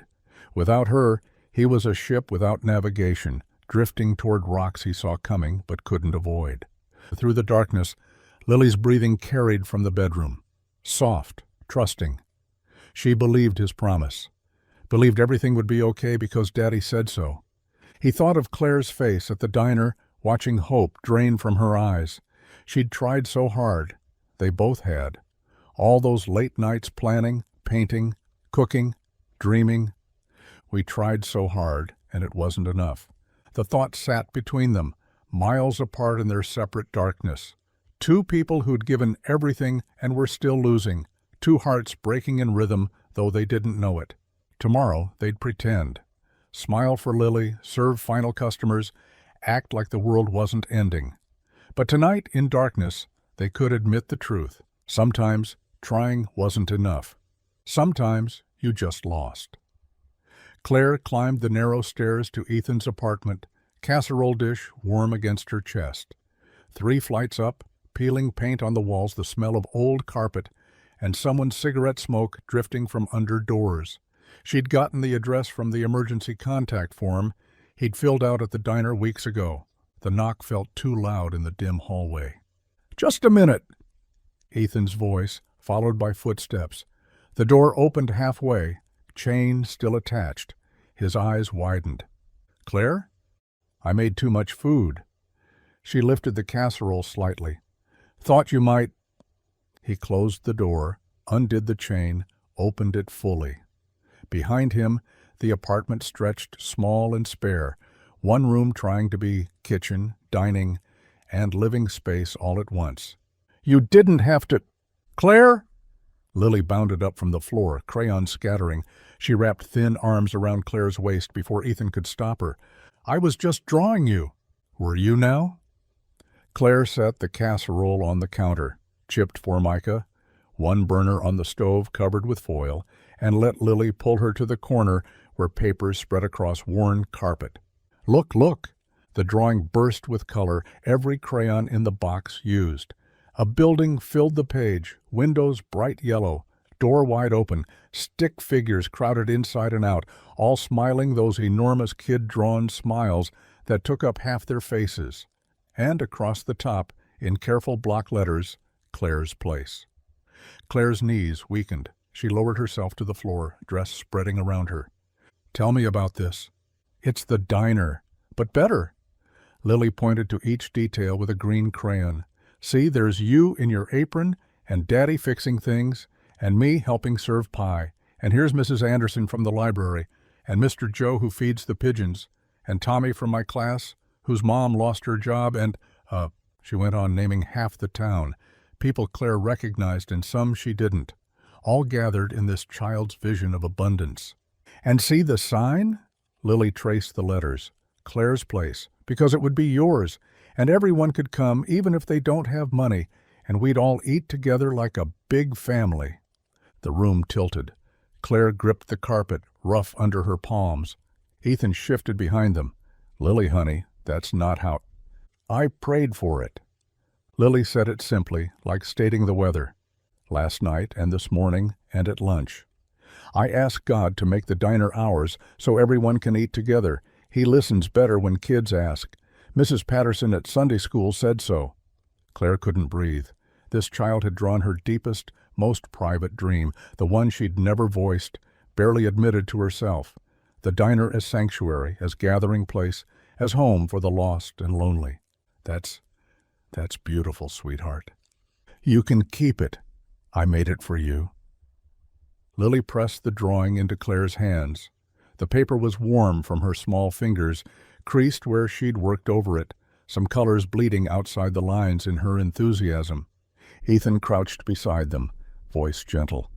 "Lily, remember we talked about how sometimes things don't work out the way we want?" "But I prayed." "I know, baby, but—" "God listens. He just takes time sometimes. Like when I prayed for a friend at the new school, and then we met Claire." The words hung in the air. Claire looked at Ethan, saw her own expression mirrored, this child cutting straight through adult skepticism to something purer. "You prayed for a friend?" Claire's voice came out rough. "Every night since we moved. And then you gave me pie and talked to me like I was big, not just a kid. So God answered, just different than I thought." Claire pulled Lily close, the girl's bony shoulders sharp under her hands. Over Lily's head she met Ethan's eyes. He looked away, jaw tight. "Lily, why don't you set the table?" He stood, knees popping. "Claire brought dinner. We get to eat together again." She bounced up, drawing forgotten, already pulling mismatched plates from the cabinet. 3 plates, like it was assumed, like it was natural. Claire rose slower, still holding the picture. Ethan took it from her, studied it. "She's been drawing these all morning, different versions. The diner, your house, places where we're all together." "Ethan—" "Don't." His voice stayed low, wouldn't carry to Lily. "Don't let her hope for things that can't happen." "What if they could?" "They can't. You heard Mr. Peters. It's done. Sold. But what if—" There's no what if. He set the drawing on the counter, careful not to crease it further. I've got 30 days to figure out where we're going to live. You need to find a new job. That's reality. Reality. Clare tasted the word, bitter as old coffee. You know what else is reality? That little girl's faith. You might have forgotten what that feels like, but I haven't. Not completely. Faith doesn't pay rent. No, but it reminds us we're not alone in this. Lily called from the table, 3 places set with paper napkins, folded into triangles. Are you fighting? No, honey, they said together, then looked at each other, almost smiled. Clare served the casserole, tuna and noodles. Nothing fancy, but hot and filling. Lily chattered about school, her drawing, the cat she'd seen in the alley. Normal dinner sounds in an apartment too quiet for too long. As they ate, Clare kept glancing at the drawing propped against the wall. Clare's place. In a child's imagination, it already existed. In a child's prayer, it was already real. Faith doesn't die in despair, she thought, watching Lily carefully twirl noodles on her fork. It lives in small acts of belief, in drawings, in shared meals, in the insistence that God listens, especially to children who haven't learned yet that some prayers go unanswered. Or maybe they didn't go unanswered. Maybe the answer just looked different than expected. Like a friend when you prayed for one, like a surrogate grandmother appearing with pie, like finding family in the ruins of loss. Clare, Lily's voice pulled her back, will you help me color another picture after dinner? I'd love to. And despite everything, the foreclosure, the job loss, the crushing weight of tomorrow, Clare meant it. In this moment, at this table with these people, she'd found something worth believing in again, even if it was just a child's drawing, even if it was just a prayer. The wooden pew felt harder than Clare remembered. She'd skipped the last 3 Sundays, too tired, too defeated, too empty to sit through sermons about hope when hers had run dry. But Lily's drawing stayed tucked in her purse, and something about that child's certainty pulled her through the heavy oak doors of First Methodist. Pastor Williams spoke about loaves and fishes, about multiplication through faith. Clare stared at the stained glass window, watching morning light fracture into colors across worn carpet. The words washed over her without sticking. When the service ended, she meant to slip out quietly, but Margaret Henderson caught her elbow. Clare Thompson, where have you been hiding? Just busy with work. The lie came automatic. Well, you're here now. Come have coffee. The fellowship hall smelled of percolator coffee and store-bought cookies. Clare took a paper cup, found a folding chair in the corner. She'd sit 5 minutes, then leave. But Tom Bradley wandered over, then Susan Chen, then the Andersons. Small talk about weather, about grandchildren, about the new stoplight on Main Street. Normal Sunday chatter that felt foreign after weeks of crisis. How's the diner? Susan asked. I've been meaning to stop by. The words tumbled out before Clare could stop them. It's being sold to a chain. We'll close by Friday. Silence spread through the small group. Margaret set down her coffee. What? So Clare told them about Mr. Peters selling, about trying to save it with community dinners, about Ethan losing his house, about Lily drawing pictures of a diner that would never exist. She kept her voice steady, clinical, like reporting someone else's tragedy. That young man who's been doing repairs, Tom asked? The one with the little girl? Ethan Miller. His wife died 2 years back. Medical bills took everything. The group exchanged glances. Something shifted in the air, like weather changing. Clare, Margaret said slowly, do you remember the ice storm 3 winters ago? Power was out for days. You kept the diner open, gave free coffee to anyone who walked in. My furnace had died, and I sat in your booth for hours warming up. Anyone would have... No. Tom interrupted. Not anyone. Remember when I lost my job at the plant? You let me run a tab for 2 months, never said a word when I couldn't pay. And when my mother was dying, Susan added, you sent soup to the hospice, every day for 3 weeks. More voices joined in. Stories Clare had forgotten, or never thought significant. Free pie for a kid's birthday when parents couldn't afford it. Thanksgiving dinner for widowers with nowhere to go. Coffee and a listening ear for anyone who needed it. 20 years you've been feeding this town. Pastor Williams had joined them. Must have been listening. Not just food, kindness, grace. I was just doing my job. No, Margaret stood, decision in her posture. You were being the hands and feet of Christ, whether you knew it or not, and now it's our turn. Our turn for what? To multiply loaves and fishes. The group shifted, drew closer. Energy sparked between them, the kind Clare remembered from church suppers and barn raisings, community mobilizing around need. What if we hosted a fundraiser? Margaret looked around the fellowship hall. Right here, a proper dinner, not just coffee and cookies. I could call the credit union, Tom offered. My brother's on the board. They might have programs for small business loans. The youth group needs service hours, Susan said. They could help serve, clean up. Wait, Claire's head spun. You can't, the diner's already sold.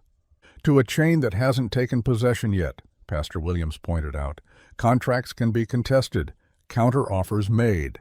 But Ethan's house, one crisis at a time. Margaret pulled out her phone, already scrolling through contacts. First we save the diner, then we figure out housing. Within minutes, the fellowship hall transformed into a war room. Someone fetched a legal pad, started listing tasks. Another pulled up the church calendar, looking for available dates. Questions flew. Who knew lawyers? Who had restaurant experience? Who could handle publicity? Clare sat in the center of it, overwhelmed. These people, her customers for 20 years, were fighting for her. For Ethan. For a little girl's drawing. I need to tell Ethan. Go. Pastor Williams squeezed her shoulder. Tell him he's not alone in this. None of you are. Clare drove to Ethan's apartment, broke the speed limit twice. She knocked too hard, too fast. Ethan answered, in paint-stained jeans, worry creasing his face. What's wrong? Nothing's wrong. Everything's... Can I come in? Lily sat at the coffee table, more drawings spread around her. Churches and diners and houses, all with 3 stick figures holding hands. The church wants to help. The words rushed out. They're organizing a fundraiser. Tom knows people at the credit union. They remember Ethan. All the times I helped them, they remember, and now they want to, Slow down. He guided her to the couch. Start from the beginning. She explained, hands moving, voice rising with possibility. Lily abandoned her drawings to listen, eyes growing wider. They think we can make a counteroffer? Or at least try. Pastor Williams knows a lawyer who handles these things. Ethan rubbed his face.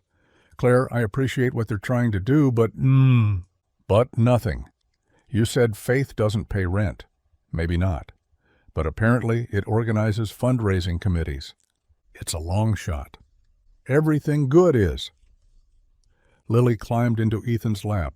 Does this mean my prayer is working? Ethan looked at Clare over his daughter's head. She saw the war in him. Protect her from disappointment versus let her hope. Maybe, he said finally. We'll try. We'll do more than try. Clare surprised herself with the fierceness in her voice. We'll fight. Together. For the first time since the foreclosure notice, Ethan smiled. Small, tentative, but real. Together. Word traveled through the town like wildfire through August corn. By Monday morning, every shop window displayed hand-drawn posters. Lily's artwork photocopied at the library, colored in by Sunday school kids. Save Clare's Diner, community fundraiser, Saturday 5 p.m. The church hall became a hive. Women who hadn't spoken in years worked side by side, peeling potatoes and rolling pie crusts. Men hauled tables from the church basement, argued good-naturedly about arrangement. Put the dessert table by the door, old Jim insisted. Folks smell sugar first thing. They open their wallets wider. No, coffee station by the door, countered Pete. Get them comfortable, then hit them with the ask. Claire worked her regular shifts, but every spare moment found her at the church. She chopped vegetables until her fingers cramped, mixed coleslaw in industrial-sized bowls, tried not to think about the mountain they were attempting to climb. Ethan barely slept. After tucking Lily in each night, he returned to the church hall with his tools. Wobbly tables became steady. Splintered benches grew smooth. He crafted donation boxes from scrap wood, carved hope and faith and community into their sides. Thursday night, Claire found him asleep at his workbench in the church basement, chisel still in hand. She covered him with her coat, watched him breathe. The donation box beneath his arm read family. Margaret recruited volunteers with military precision. The high school band would play. The youth group would serve. Even the rival Methodist church offered their folding chairs. Baptists and Methodists working together, Pastor Williams marveled. Might be the first miracle. Claire practiced her speech in the bathroom mirror, in her car, while kneading bread dough. "Thank you for coming. The diner has been—" Her voice cracked every time. 20 years of pouring coffee, chatting with customers, but asking for help turned her tongue to sand. Friday afternoon, Lily presented Claire with a card. Inside, crayon hearts, surrounded wobbly letters. "You can do it. Love, your almost granddaughter." "Almost granddaughter?" Lily shrugged, suddenly shy. "Daddy said I shouldn't assume, but you feel like a grandma." Claire pulled the girl close, buried her face in Lily's hair to hide the tears. Saturday arrived gray and cold, threatening snow. Claire stood in the church kitchen at dawn, watching volunteers arrive despite the weather. They came with crock pots and casserole dishes, sheet cakes, and thermoses. Susan's daughter brought green beans from her garden, canned last summer. Tom's wife contributed 50 pounds of her famous mac and cheese. The Lithuanian family from 2 towns over appeared with pierogi, hundreds of them, made by hand. "You gave my father coffee every morning for 3 years," the daughter explained. "Even when his English was bad, you learned to say good morning in Lithuanian." By 4 o'clock, the hall overflowed with food. Tables groaned under the weight. The smell drew people from blocks away. At 5 sharp, the doors opened. They came in waves. First the regulars, then faces Claire recognized but couldn't place. The mailman, the pharmacy clerk, the couple who ate anniversary dinners at the diner every year. Then strangers. Or so Claire thought, until they introduced themselves. "You probably don't remember me. 15 years ago, my car broke down outside the diner. You let me use the phone, gave me coffee while I waited for a tow. Wouldn't take payment. My grandmother ate at your counter every Tuesday until she passed. You always saved her favorite seat. You hired my son that summer when no one else would. He's an engineer now. Says you taught him work ethic." The donation boxes filled, emptied, filled again. Ethan moved through the crowd, Lily on his shoulders, thanking everyone personally. His rough carpenter's hands shook slightly as he gripped each offered hand. When time came for Claire's speech, her knees wobbled. She stood at the microphone, looked out at the packed hall. All these faces, all these stories. "I had a speech prepared." Her voice did tremble, but she pushed through. About the diner, about what it means, but looking at all of you, I realize you already know. You've shown me tonight.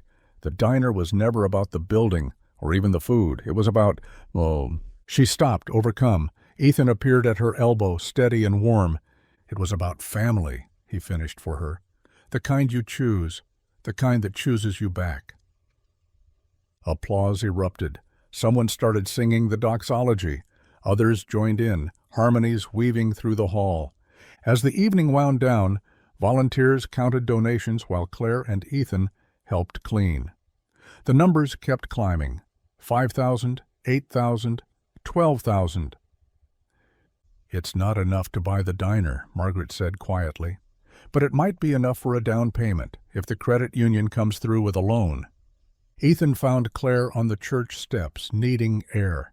Snow had started falling, soft and silent. "Whatever happens," he began, "I know." He took her hand, work-calloused fingers gentle around hers. They believe in us. In you. All those stories tonight. Were about you, Claire, your kindness, your faithfulness. We just reflected it back. Through the hall windows, they watched their community washing dishes, stacking chairs, taking care of each other. Lily had fallen asleep on a pew covered in someone's coat.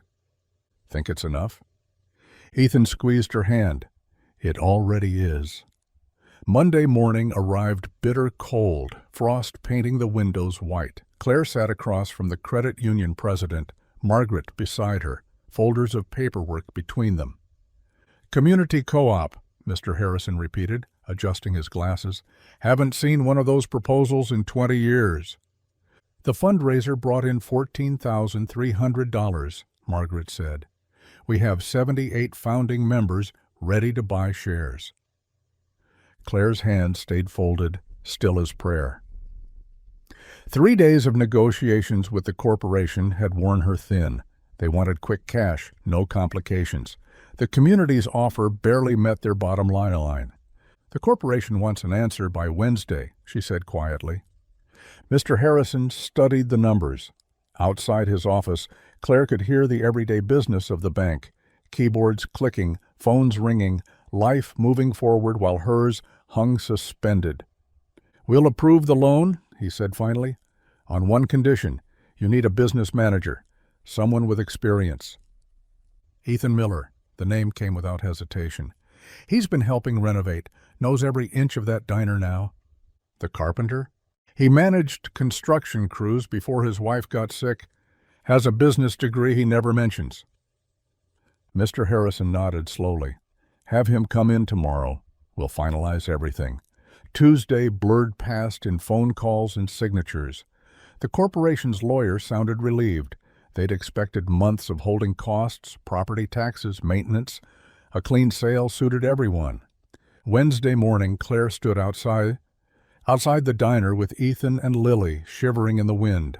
The corporate representative pulled up in a rental car, checking his phone repeatedly. You're buying this as a community corporation? A cooperative, owned by anyone who wants to buy a share. He shrugged, handed over the keys and final papers. Good luck with that. As his car disappeared around the corner, Claire stared at the keys in her palm, ordinary brass, worn smooth from 20 years of use. Are we going inside? Lily bounced on her toes, cheeks pink from cold. Claire unlocked the door with trembling fingers. The bell chimed, that familiar sound now carrying new weight.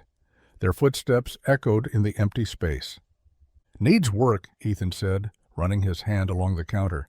Everything good does. Word spread through town like wildfire.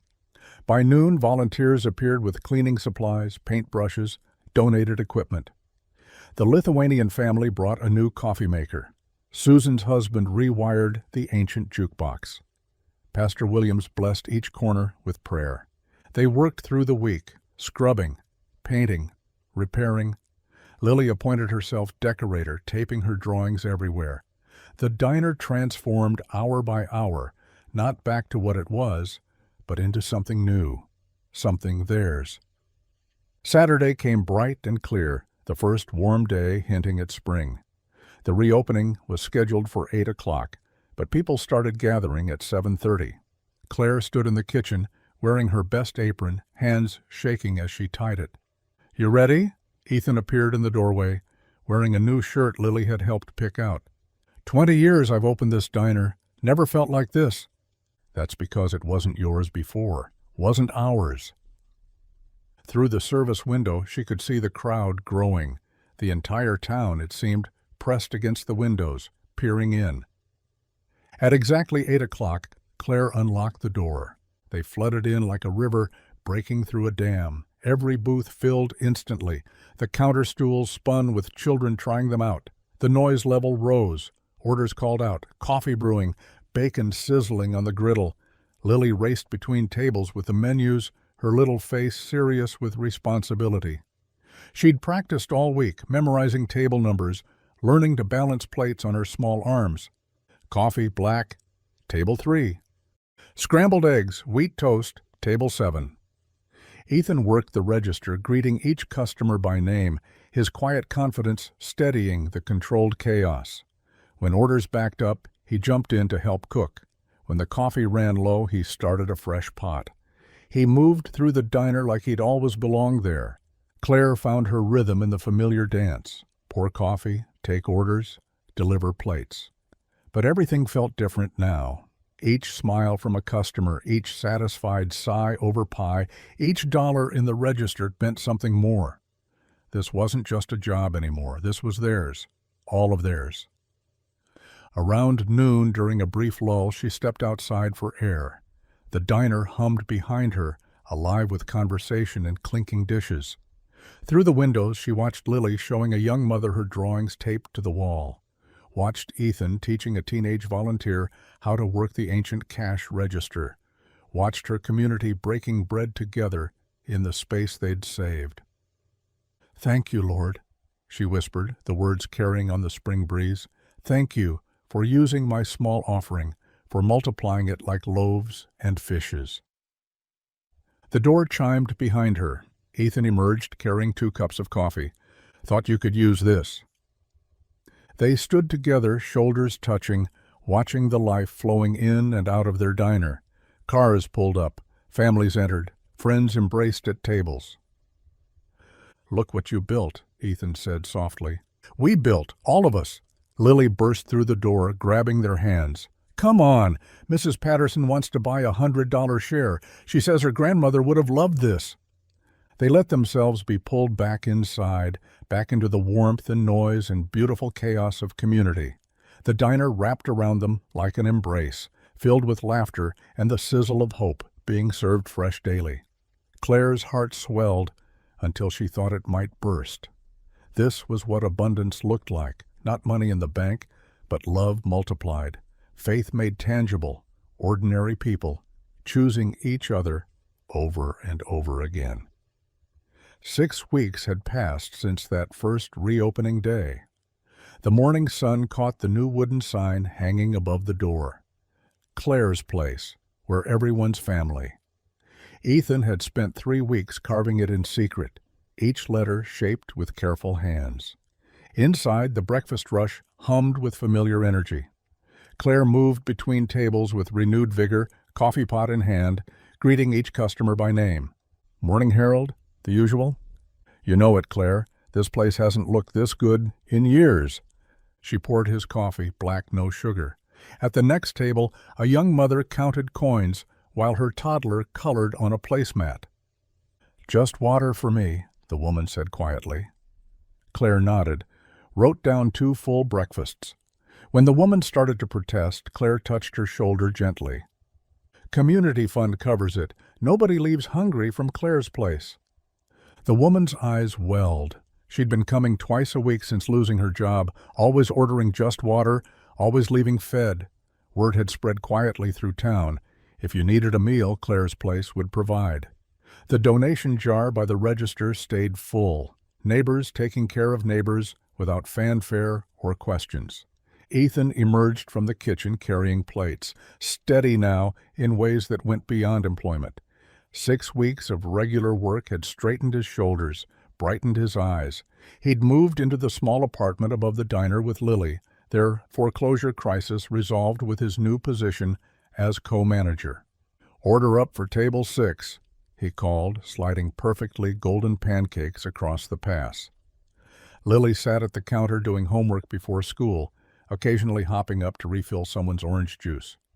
She'd appointed herself junior assistant manager, a title she wore with fierce pride. "Dad, Mrs. Jenkins wants extra syrup." "Coming right up, sweetheart." The diner had found its rhythm. Mornings brought the regulars, farmers before heading to fields, teachers grabbing coffee before school, retired folks who lingered over newspapers and gossip.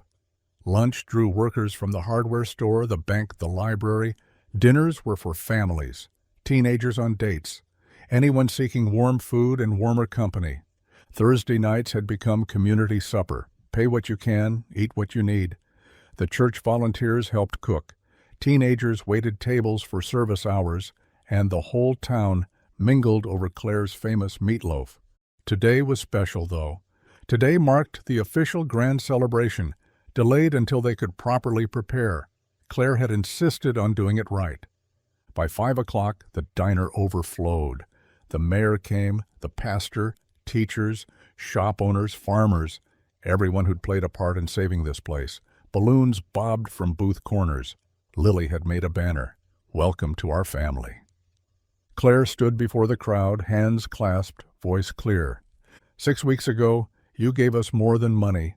You gave us hope. You gave us purpose. This diner isn't mine. It's ours. Every meal served, every cup poured, every lonely soul who finds family here, that's all of us together. Applause filled the small space. Through the window, Clare saw Ethan standing outside with something large covered in a sheet. "Now," she continued, "someone has a surprise for us." Ethan entered, carrying his creation. The crowd parted as he approached Clare. "You gave us a second chance," he said, voice rough with emotion. "Lily and I were drowning, and you threw us a lifeline. Not just with work, but with family, with belonging." He pulled away the sheet, revealing the sign. Hand-carved from reclaimed oak, each letter flowing into the next. Clare's place, where everyone's family. Small hearts decorated the corners, clearly Lily's contribution. Clare's hand flew to her mouth. Tears spilled down her cheeks as the crowd erupted in cheers. "It's perfect," she whispered. Together they hung it above the door while everyone watched. The Lithuanian family played accordion music. Susan's daughter sang. Stories were shared, how Clare had fed them during hard times, how the diner had been their refuge, their celebration spot, their constant. As evening settled, the crowd gradually thinned. Volunteers stayed to clean, refusing to let Clare lift a finger. Finally, just the three of them remained, Clare, Ethan, and Lily, sitting in the corner booth that had become theirs. Ethan cut a fresh apple pie, still warm from the oven. 3 forks, 1 plate, the way they'd learned to share everything. "We did it," Lily said, mouthful of pie. "We did," Clare agreed, watching the child she'd grown to love as her own granddaughter. The diner glowed around them, soft and golden in the evening light. Through the windows, Main Street settled into quiet. But inside Clare's place, warmth remained. In the walls that had heard so many stories, in the floors worn smooth by countless feet, in the very air that held laughter and tears and prayers answered. Ethan reached across the table, taking Clare's weathered hand in his work-roughened one. No words needed. They'd built something together that transcended business or arrangement. They'd built a family. Lily yawned, leaning against Clare's shoulder. Outside, stars began to appear in the Indiana sky. Inside, the three of them sat, surrounded by the gentle hum of refrigerators, the tick of the old clock, the peaceful silence of a day well lived. This was abundance. This was grace. This was home. If you enjoyed the story, I hand-picked this next story that you will enjoy. Please don't miss this one. Click here to watch it.